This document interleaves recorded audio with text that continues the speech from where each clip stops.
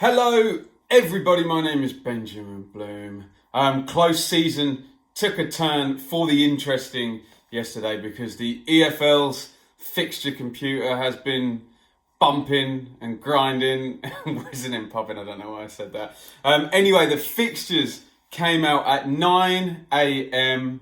yesterday morning. The kind of point in the season where you take a look, you try and figure out as much as you can based off it, but really, we know that the narrative of the season will be completely different 8 months in than it is at the beginning. But I'm going to give a reaction to Ipswich Town's fixtures. And obviously, this is a little bit different. 17, 18 years, whatever it was in the Championship, came to an end. 17, wasn't it?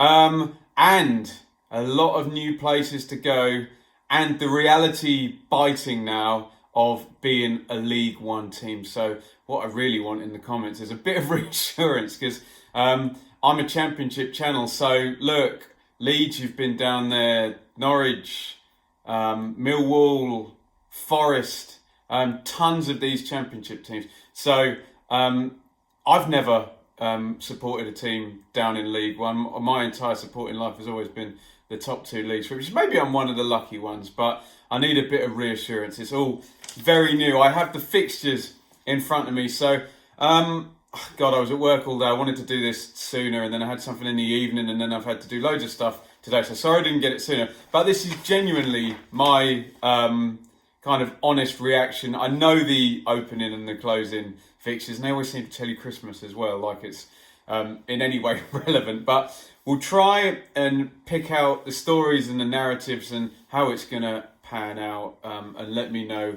what you think in the comments, whether I'm barking up the right or the wrong tree. Ipswich start off, before I even say this, I think you always want a home game followed by a reasonably easy away game when you start the season, just to bed things in. No, we have an away game at Burton, who we know well, who were a settled League One side, and then at home to the richest team in the league, still with 1 year of Premier League parachute payments to go, Sunderland. So not an easy start for Ipswich. The doomsday scenario says 0 or 1 points from that, so hopefully they can get off to a good start at Burton, and hopefully Sunderland will be Sunderland and will be unsettled by something or other at the start of the season. So tricky start for Ipswich there. Carabao Cup, and we're underdogs against Luton, which is good for me because, as you know, if you follow the channel, I'm in Bedfordshire, so nice local game for me, although I might be at a wedding. Hopefully they put it on the Wednesday there. One of my Blue Monday colleagues, Joe, tweeted yesterday, people had the temerity to put weddings in August, hey? And messes with the fixture list. Of course, I'm half speaking in jest, but Peterborough away, Wimbledon at home. Ipswich have never played AFC Wimbledon in this form. I remember when Wimbledon went down from the Championship the last time. I remember the first season they had Shipley and Connolly up front and actually beat us 5-1 on the last day of the season, but then completely asset stripped and went down. And I mean, some people argue that it's a different club now, but that's the last time a club with the name Wimbledon were in the same division as Ipswich. They've worked their way up. Bolton away, familiar foe, Carabao Cup round 2. And then Shrewsbury, which has all kinds of narrative now with the Paul Hurst thing. Shrewsbury don't like Ipswich because Paul Hurst left last year. But hey, look how that ended up. But certainly a little bit of interest and intrigue in that one. There goes August. And I'm thinking, when's the international break? When's the international break? There just isn't one. So it's just incessant here in League One. And this is without Checker Trade. They've penciled in FA Cup as well. But my God.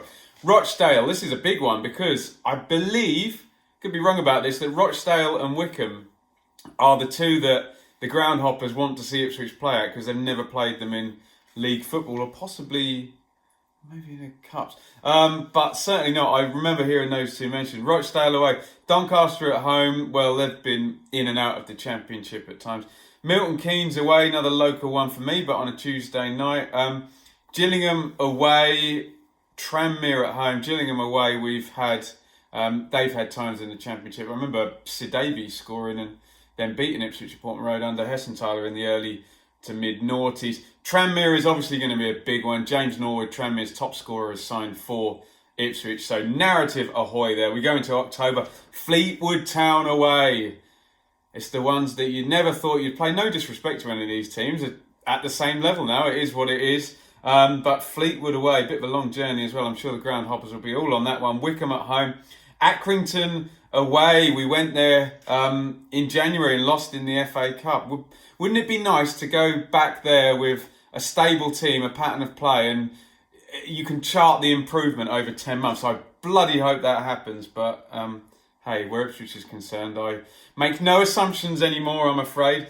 Rotherham at home. I expect Rotherham to be good. Paul Warren's good, isn't he? They're really stable, really settled. I'm sure maybe Volks or Ajayi will be sold in the summer, but he knows what he's doing there. And my 2 years of good planning rule certainly applies to Rotherham.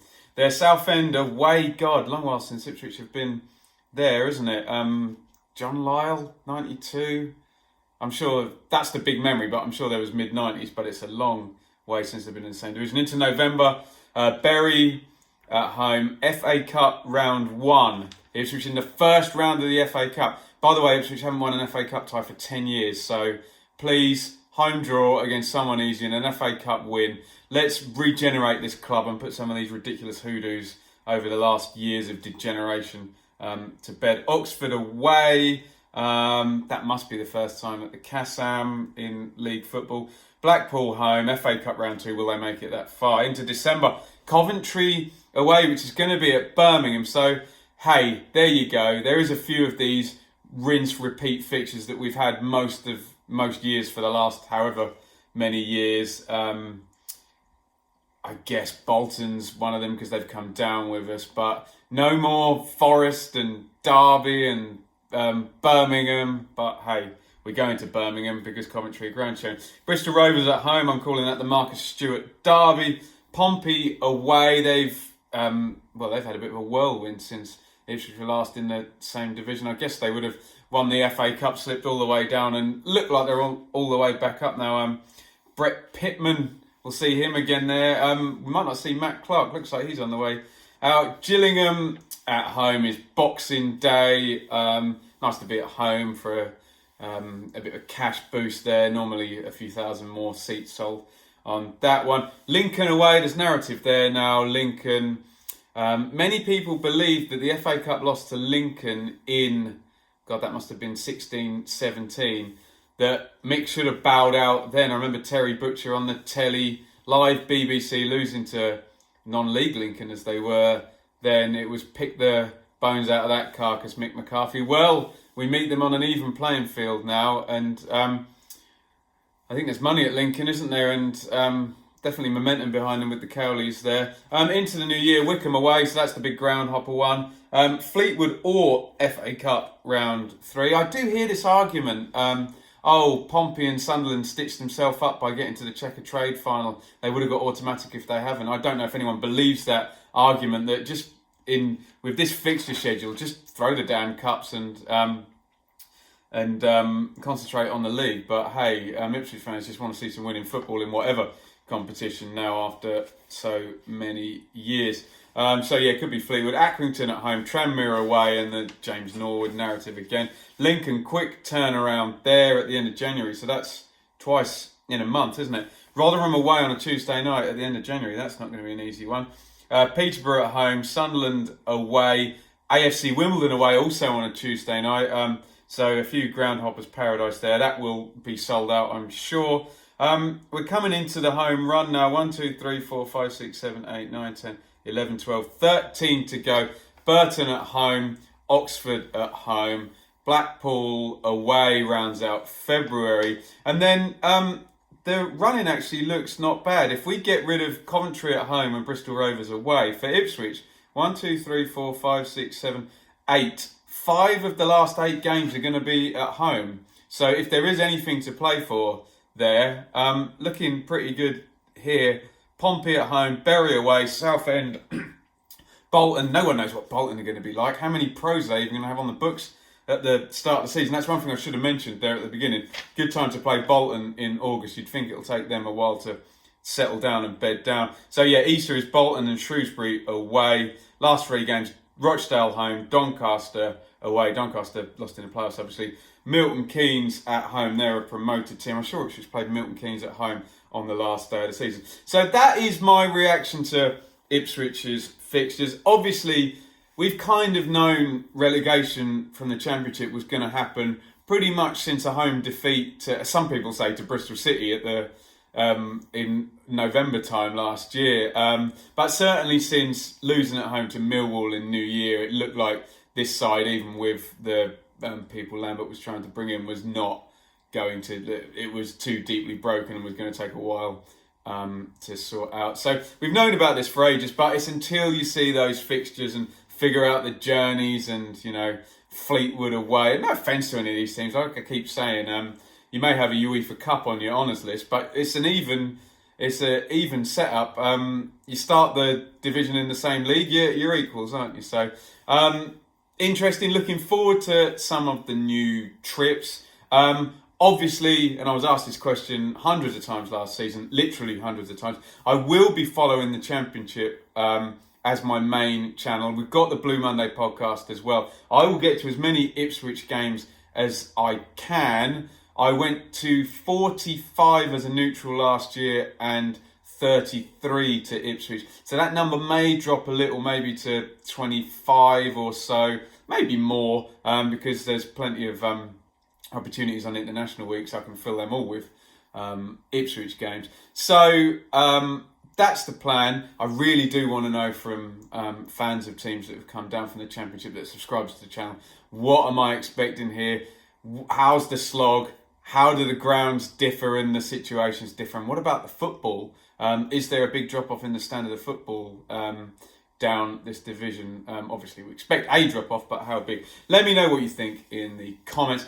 That is my reaction to my team's first season in the 3rd tier for something like 50 or 60 years or something or other. Fact check me on all of this stuff. I'm pulling them out of the air.